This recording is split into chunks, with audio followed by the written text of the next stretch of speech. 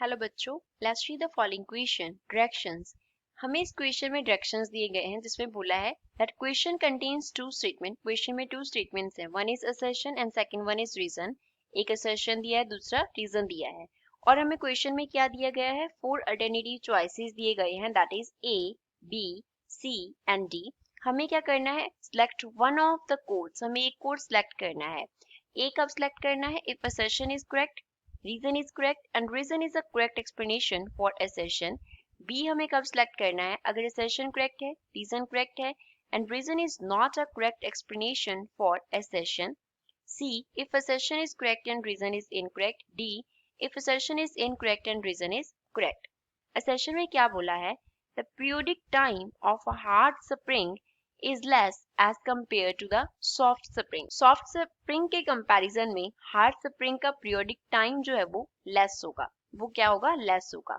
Reason में the periodic time depends upon the spring constant। वो spring constant पे periodic time जो है वो depend करता है and spring constant is large for hard spring। Hard spring के लिए स्प्रिंग कांस्टेंट जो है वो लार्ज होता है। First of all we will talk about the key concept used in the question. इस क्वेश्चन में क्या की कॉन्सेप्ट हम यूज करेंगे।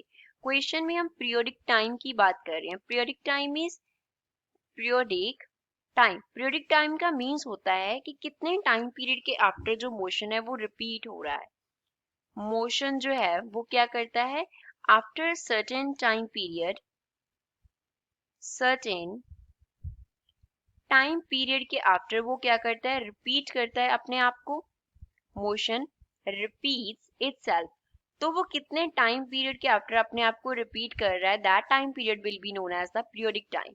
एंड जब हम एस एच एम मोशन की बात करते हैं, एस का मीन्स होता है सिंपल, एच जो है वो रिप्रेजेंट करता है हार्मोनिक को, simple harmonic, M means motion. तो सिंपल हार्मोनिक मोशन के केस में time period T here represents the time period.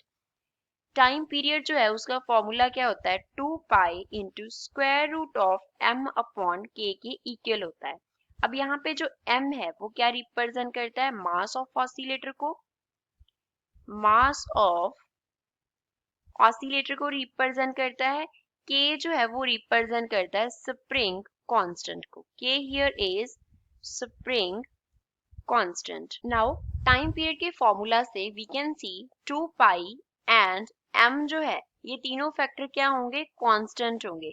अगर ये तीनों फैक्टर कांस्टेंट होंगे तो ओनली वेरिएबल क्या है, स्प्रिंग कांस्टेंट है। अगर हम स्प्रिंग वेरी कर रहे हैं तो हम क्या लिख सकते हैं, the t is directly proportional to, inversely proportional to square root of k। वो k के स्क्वायर रूट के इनवर्सली प्रोपोर्शनल होता है। अब अगर k का वैल्यू जो है वो लार्ज होगा तो उस केस में टाइम पीरियड t का वैल्यू क्या होगा, लेस होगा।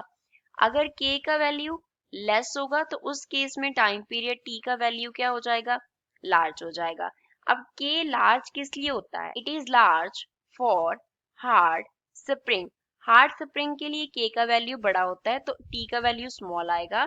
k का वैल्यू लेस होता है सॉफ्ट स्प्रिंग के लिए, सॉफ्ट स्प्रिंग के लिए, तो इस केस में t का जो वैल्यू है वो क्या आएगा, लार्ज आएगा। तो यही हमें सेशन में बोला था कि हार्ड स्प्रिंग के लिए जो पीरियोडिक टाइम है वो लेस होगा as compared to soft spring. उसका रीजन क्या है, क्योंकि जो पीरियोडिक टाइम है वो स्प्रिंग कांस्टेंट पे डिपेंड करता है एंड हार्ड स्प्रिंग के लिए जो स्प्रिंग कांस्टेंट है वो लार्ज होता है।